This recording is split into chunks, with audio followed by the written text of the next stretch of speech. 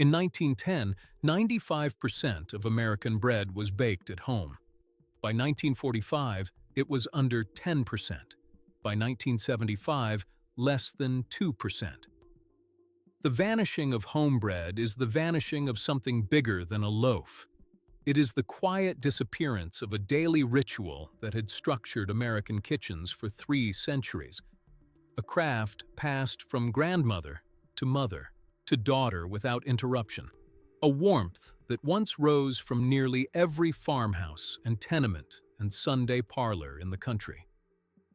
And in the span of 2 human lifetimes, it was almost completely gone. Pull up a chair, pour yourself something warm. The story of how Americans lost the habit of baking their own bread is not a story about laziness, and it is not a story about ignorance. It is a story about machines and marketing and women entering the workforce, and the price of a loaf falling so low that kneading your own dough stopped making economic sense. It is a story that ends, strangely, in March of 2020, when a nation locked inside its own homes reached back across 100 years and tried, clumsily and tenderly, to remember. Let us begin where nearly every American kitchen began. Before the First World War, bread was not a product. Bread was a household rhythm. In rural America, which still held the majority of the population in 1910, the bread day came once or twice a week, usually Saturday, and it organized everything around it. The wood stove was stoked before dawn. Flour, often milled from the family's own wheat at a local grist mill, was scooped from a bin in the pantry. A crock of sourdough starter, or a cake of compressed yeast purchased from the general store, sat waiting on the sideboard. The sponge was mixed. It rose through the morning. The dough was kneaded on a floured board, sometimes for 20 minutes, by a woman whose forearms had been trained for this work since she was 8 years old. In tenement New York, in Chicago's Polish quarters, in the German neighborhoods of Milwaukee and Cincinnati, bread making took on local accents. Jewish bakeries produced challah on Fridays. Italian households turned out long loaves dusted in semolina. Scandinavian farm kitchens in Minnesota filled Saturday afternoons with cardamom rolls and dense limpa. But behind the professional ovens, in the family kitchens, women were still baking their own rolls, their own flatbreads, their own dense rye loaves, because store-bought bread was considered a poor substitute and, for most households, an unnecessary expense. Agricultural historians who have combed through census-era household surveys estimate that, at the turn of the 20th century, the average American farm woman baked somewhere between 3 and 6 loaves a week, plus biscuits or cornbread for supper, plus rolls on Sunday. This was not considered a hobby. It was considered a duty, no, more remarkable than sweeping the porch or stirring the stew. And in poorer urban households where oven fuel was expensive, women often carried their shaped dough down the stairs to a neighborhood bakery, paying a few pennies to rent oven space. The bread was theirs. The oven was shared. Think about what that meant. Think about what that smelled like.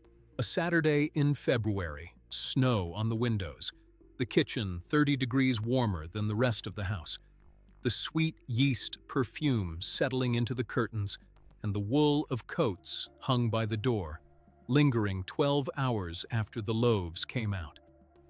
A child reaching for the heel of a still warm loaf, the crunch then guve of a crust her mother had scored with the side of a knife. This was not romance. This was Tuesday. And then the machines came. Now, pause here, because this shift did not happen all at once. Industrial bakeries had existed in American cities since the 1850s, producing rolls and crackers and hardtack for armies and mill workers and anyone too poor or too urban to own an oven. What changed around 1910 and accelerated through the 1920s was the scale, the science, and the selling of industrial bread. Continuous mixers replaced hand troughs. Steam tunnel ovens replaced brick hearths. Chemists at places like the American Institute of Baking, founded in 1919, studied dough rheology and fermentation with the same seriousness that other chemists studied steel and petroleum. The pivotal year for our story is 1921. That year, in Indianapolis, the Taggart Baking Company introduced a new 1.5-pound loaf of soft white pan bread. The vice president, Elmer Klein, had recently attended the international balloon race at the Indianapolis Speedway, and the sight of the colored balloons rising into the sky gave him, so the company always said, a feeling of wonder. He brought that word back to the bakery. The bread was christened Wonder Bread, and it came wrapped in a printed wax paper scattered with red, yellow, and blue balloons. Wonder Bread was not the first commercial loaf, but it was one of the first to be branded, packaged, and marketed with the full apparatus of modern American advertising. Taggart was acquired by the Continental Baking Company in 1925, which eventually passed through ITT in the 1980s and changed hands several times after that. The balloons outlived them all, and in 1921, Wonder Bread planted a flag on the American kitchen counter that home-baked loaves would spend the next 50 years slowly retreating from. Here is where the story pivots on a single Missouri machinist. His name was Otto Frederick Rohwedder, and he had been obsessed for most of the 1910s with a problem everyone else had dismissed as unsolvable. Could you slice bread by machine before it was sold? Bakers said no. Pre-sliced bread, they insisted, would go stale within hours. Grocers said no. Who would buy a loaf that fell apart in its wrapper? Rohwedder, who had sold his jewelry business in St. Joseph, Missouri to fund his experiments, lost a prototype and most of his blueprints in a 1917 factory fire and had to start over. It took him another decade. On July 7, 1928, at the Chillicothe Baking Company in Chillicothe, Missouri, Rohwedder's machine ran for the first time in a commercial setting. It sliced the loaf. It wrapped the loaf tightly in wax paper, which kept the slices aligned and slowed the styling. The Chillicothe Constitution Tribune ran a small article. Within 5 years, pre-sliced bread was standard across American supermarkets. By 1933, 80% of the bread sold in the United States was factory sliced. The phrase, "the greatest thing since sliced bread," entered the language because, for that generation, sliced bread was, genuinely, the yardstick by which other conveniences were measured. Stop and consider what this did to the home baker. A home loaf, cooled and wrapped in a tea towel, had always been sliced by hand at the table, each piece a little different, the crust crackling under the bread knife. The commercial sliced loaf offered something a home baker could not: uniformity. Every piece identical, every piece perfect for the new electric toaster that was entering middle-class kitchens in the late 1920s. Every piece ready for the sandwich that was becoming the default American lunch slipped into a lunch pail and carried to a factory or a schoolroom. The sliced, wrapped, branded loaf was not better than home bread. Any honest taster would have told you so.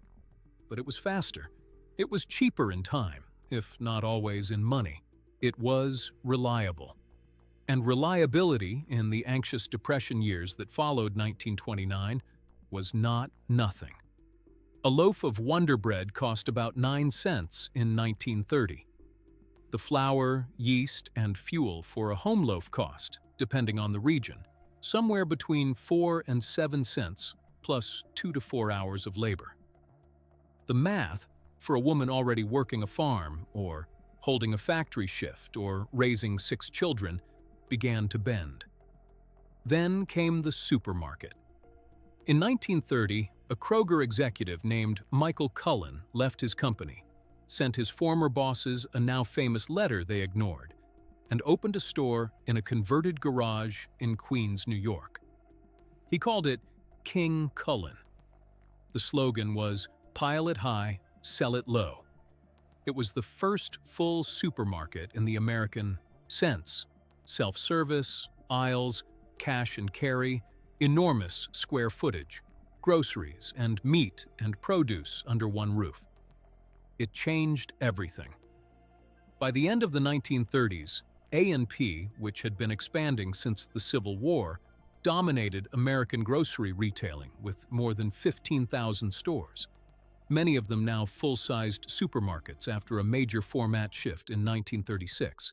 Supermarkets did something specific to bread. They used it as a loss leader. A cheap white loaf stacked in a wire rack near the front, priced at break-even or below, pulled shoppers into the store and kept them coming back. The loaf's job was not to make money. The loaf's job was to be cheaper than anywhere else, so the rest of the cart could be marked up. This practice, bread price minimalization, pushed commercial loaves down to 15, 12, sometimes 10 cents through the 1930s. Home baking could no longer compete on price. The only reasons left to bake at home were taste, habit, and pride. And in a country reeling from the Depression, pride was a luxury many households could not afford. Breathe here. Let that sit for a moment. The reason why where your great-grandmother stopped baking bread was not that she wanted to. It was that the arithmetic stopped working. The 1940s pushed the transition further, in ways few people anticipated. In 1941, as the United States edged toward war, federal nutritional surveys had been quietly alarming public health officials for years. Rural Americans, particularly in the South, showed widespread deficiencies of thiamine, riboflavin, niacin, and iron. The refined white flour that dominated commercial bread had been stripped of the bran and germ that carried those nutrients.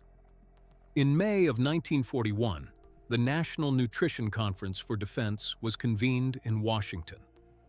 By 1943, federal regulations required that all white bread sold in interstate commerce be enriched, fortified with B vitamins and iron added back after milling. The enriched loaf was born. Wonder Bread, among others, immediately put the word on its wrapper and turned a public health mandate into a marketing triumph. Think about the message that carried. Commercial bread, the advertisements implied, was now scientifically superior to the bread your mother made. It had been enriched. It had been studied. It had been approved. The home loaf, with its unpredictable crumb and its unfashionable whole-grain flour and its grandmotherly irregularity, began to feel, for the first time in American history, old-fashioned. Wartime bread rationing briefly complicated the picture. In 1943, the federal government introduced bread subsidies and, for a short period, set wholesale ceilings and considered rationing flour. Home baking actually ticked up slightly during 1943 and 1944, as households with access to flour found it cheaper to bake than to buy. But the infrastructure of home baking, the daily rhythm, the starter on the shelf, the hands trained in the fold and turn, had already eroded. When the war ended, home bread baking collapsed again, and this time there was almost no one left to teach the next generation. There is a kitchen detail here that matters. By the late 1930s, the electric home oven had been standardized. Temperature dials, thermostats, predictable heat. For the first time in American history, a woman did not need to read the hiss of a wood fire or the color of coals to bake. The oven was no longer a craft instrument. It was an appliance. Ironically, just as the tool for baking became easier, the reasons to bake disappeared. The oven that could have democratized home bread was, for millions of households, put to work on casseroles and pot roasts and, eventually, frozen TV dinners. Now let us walk into a 1955 kitchen, because this is the peak. The post-war American kitchen of the 1950s was a marvel of coordinated marketing. General Electric sold the refrigerator. Westinghouse sold the range. Pillsbury and General Mills sold the pre-mixed cake and biscuit doughs that let a housewife produce a homemade dessert in 20 minutes. And on the counter, almost without exception, sat a loaf of sliced white bread in a plastic bag. Wonder, colonial, wholesome, rainbow, depending on the region. It was the same loaf her mother had brought home in the 1930s, now cheaper, softer, whiter, and advertised on television. In 1955, according to industry surveys, more than 95% of the bread consumed in American households was commercially produced. The remaining 5% was overwhelmingly holiday baking. Christmas stollen, Easter braids, the occasional batch of dinner rolls for Thanksgiving. Weekday home baking had become so rare that cookbook publishers began omitting basic yeast bread recipes altogether, or relegating them to historical interest chapters. The Betty Crocker Picture Cookbook of 1950 still included a yeast dough section. By the 1960s, many general-purpose cookbooks had quietly dropped it. Two deeper forces were at work behind the numbers. The first was the double-income household. The rise of women in the post-war workforce, which accelerated steadily from 1948 onward and truly surged in the 1970s, meant that the afternoon hours, bread rise required, were no longer available in most homes.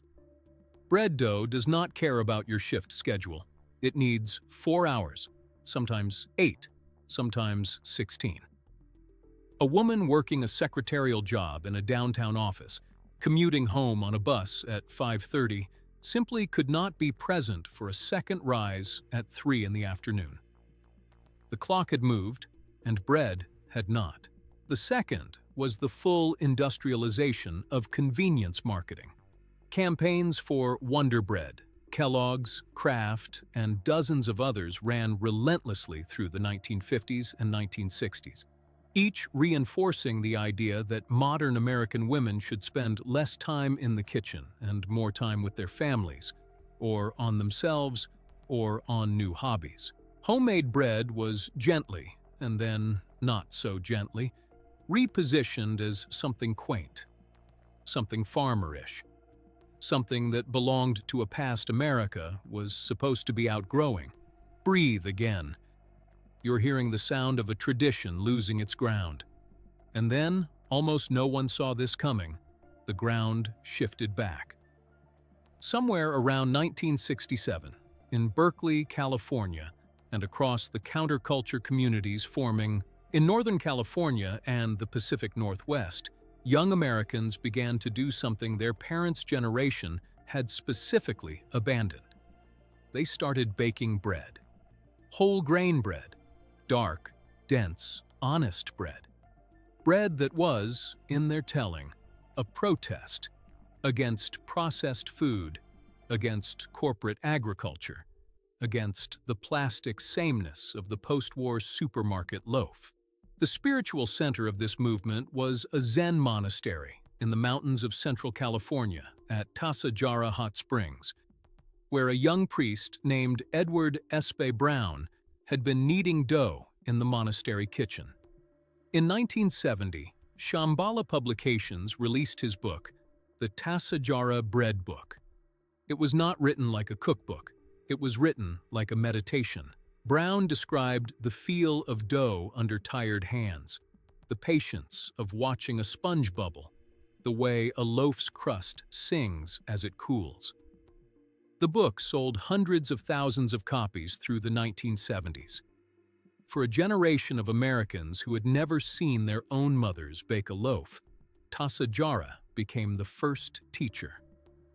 The counterculture bread movement of 1967 to 1972 did not restore home baking to anything near its pre-1920 levels. But it planted seeds. It created a network of artisan bakeries, Acme in Berkeley, later inspired figures like Chad Robertson and his Tartine Bakery. In San Francisco's Mission District, Peter Reinhardt on the East Coast, writing and teaching. Culinary schools translating the work of French masters like Raymond Calvel, whose insistence on long fermentation and traditional methods reshaped how Americans thought about flour and water and time. Then, in 1987, a machine reopened a door. In Japan that year, Matsushita, the company Americans knew as Panasonic, released the first commercial home bread machine, the automatic home bakery. You loaded flour, water, yeast, salt. You pressed a button. 4 hours later, a loaf emerged. Within 2 years, the machines had crossed the Pacific, and by the early 1990s, bread maker sales in the United States were in the millions. Cookbooks followed. Betsy Oppenier's Bread for All Seasons, published in 1994, became one of the most beloved homebread references of the decade, bridging the bread maker revival and a renewed interest in hand-kneaded loaves. The bread maker was not, strictly speaking, home baking in the old sense. The machine did the kneading. The machine watched the rise. The machine controlled the bake. But the smell, the sweet yeast perfume, rose through American kitchens again in the 1990s, for the first time in a generation. Children came home from school and asked what that was. Some of those children are the adults baking sourdough today. There is a small, quiet irony in that. The bread maker, a Japanese invention built on mid-century American engineering principles, succeeded precisely because it removed the hardest parts of the craft: the reading of the dough, the judgment of the rise, the feel of resistance under the heel of the hand. But by smuggling the smell of baking bread back into millions of American homes, it rekindled a curiosity that, 20 years later, would send its own owner's children past the machine and back to the mixing bowl. The machine was not the destination. It was a bridge. The 2000s brought slow, steady growth in artisan home baking.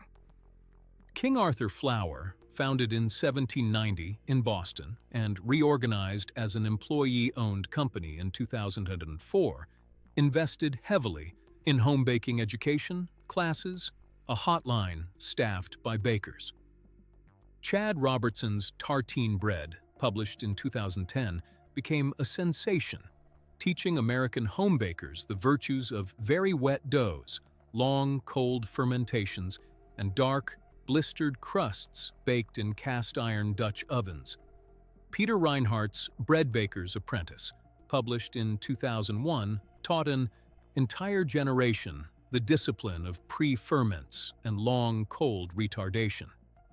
Farmers' markets carried stone-milled flours from small regional mills that had not existed 20 years earlier. YouTube carried tutorials, some of them watched millions of times.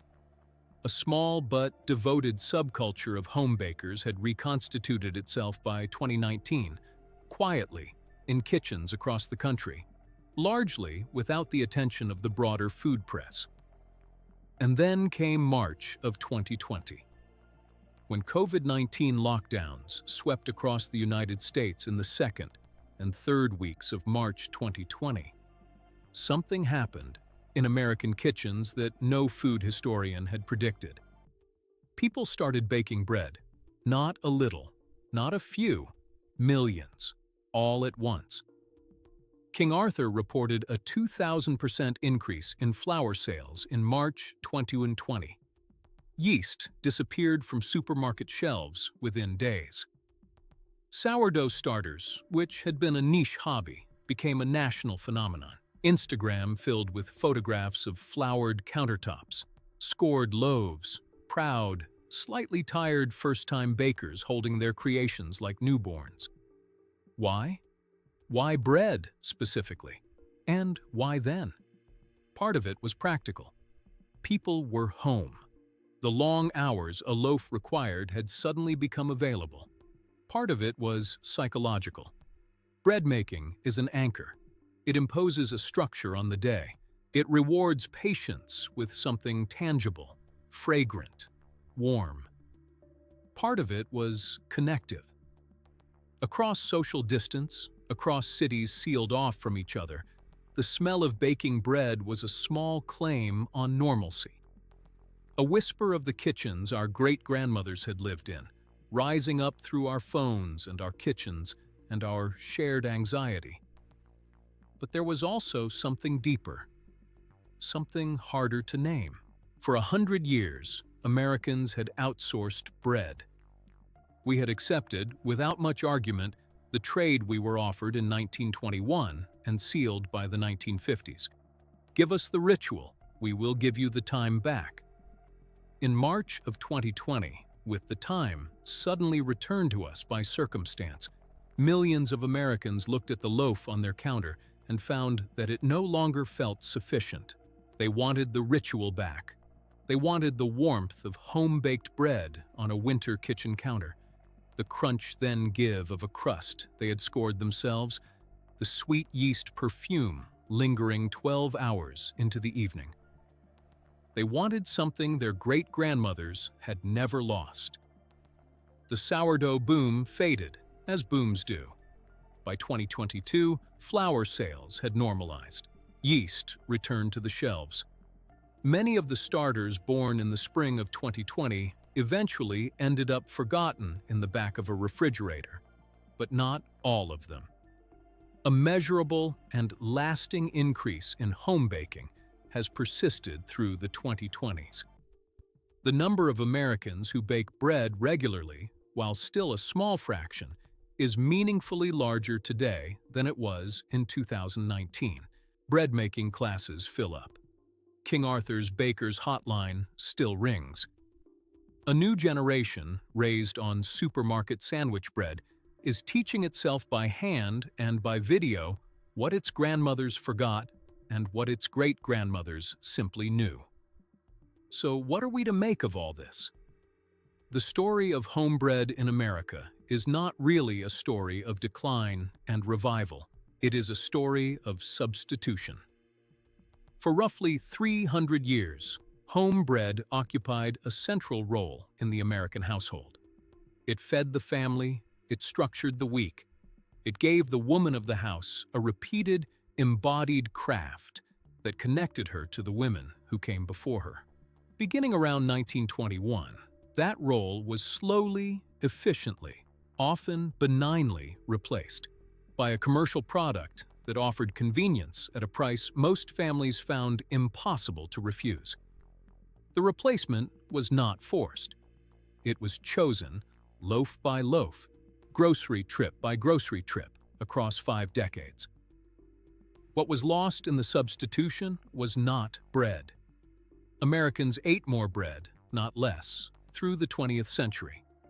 What was lost was the practice, the hands-on, week in, week out, transmission of a craft from one generation to the next. The knowledge, held in the fingertips of millions of women, that dough has a temperature and a mood and a smell that tells you, without words, whether it is ready. That knowledge went quiet, not forgotten exactly, but unused, which over generations is very nearly the same thing. And what the 2020 sourdough surge revealed, beneath the memes and the Instagram posts and the failed first loaves, was that the knowledge had not, in fact, died. It had simply been sleeping. It was there in the grandmother's recipe card pulled from a drawer. It was there in the King Arthur tutorial watched at 11 at night. It was there, astonishingly, in the hands themselves, which, given flour and water and patience, remembered something no one had consciously taught them. That is the real ending of this story, and it is the reason it matters. The 2020 sourdough surge is our generation reaching backward for something our great-grandmothers never lost. It is an attempt, imperfect and sincere, to recover a practice that defined American kitchens for 3 centuries and vanished in 50 years. It is a recognition, late but real, that the machines and the markets and the marketing, for all they gave us, took something in exchange, and that we miss it. Not the bread, the baking, the warmth on a winter counter, the 12-hour lingering of sweet yeast perfume. The knowledge passing, hand to hand, from one woman to the next, across a kitchen that no longer needs to be a kitchen. It's a tradition that no longer needs to be only a memory. If there is a lesson in this history, it is a gentle one. The things that were lost to convenience are not always lost for good. Sometimes, when the world pauses long enough, we reach for them again. Sometimes we find they were waiting for us all along, quiet as flour in a jar, patient as a starter in the back of the fridge, ready to rise the moment we remember how to ask. Set the oven, warm the water, feed the yeast. The counter is waiting. And somewhere behind you, across 100 years of substitution and silence, a grandmother you may never have met is nodding. She has been waiting for you too. She has been waiting, patient as any good starter, across a century of machines and markets and marketing. For the moment, a grandchild she would never meet would set a bowl on a counter and begin, with floured hands and uncertain confidence, to remember a craft she had simply called Saturday.